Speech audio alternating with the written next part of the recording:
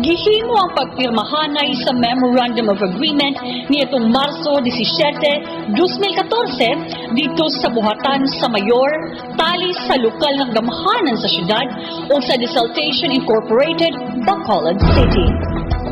Sila si City Mayor Gingo Valmayor Jr. o ang representative na si Olimpio de la Rama sa Desaltation Incorporated, Bacolod City ang nipirma kabahin sa paghimuong dredging activities dinhi sa San Carlos.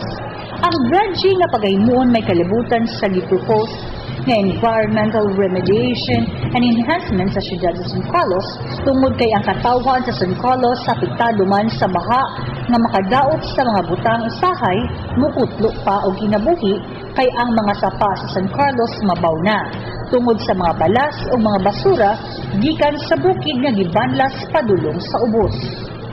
Sa MOA nga gipirmahan sa syudad ug sa Desaltation Incorporated nakabutang nga base sa siyentipiko nga pagtuon girekomendar nga kwaon ang mga balas o mga basura nga nagtatok sa mga kasapaan para mahagan-hagan ang epekto sa climate change, natural calamities sama sa bagyo, grabing pagbaha nga makadaot sa panginabuhi sa tawo.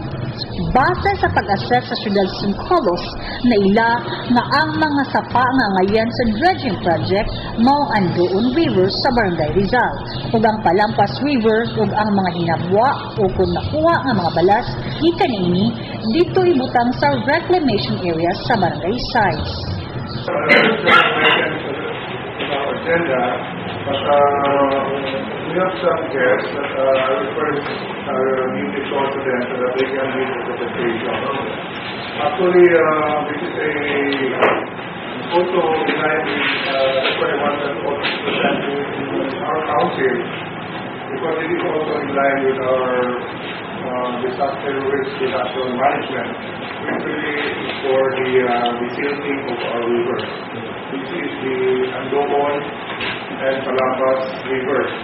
So there's a group which is incorporated of which we just signed a MOA with them for them to silt these two rivers.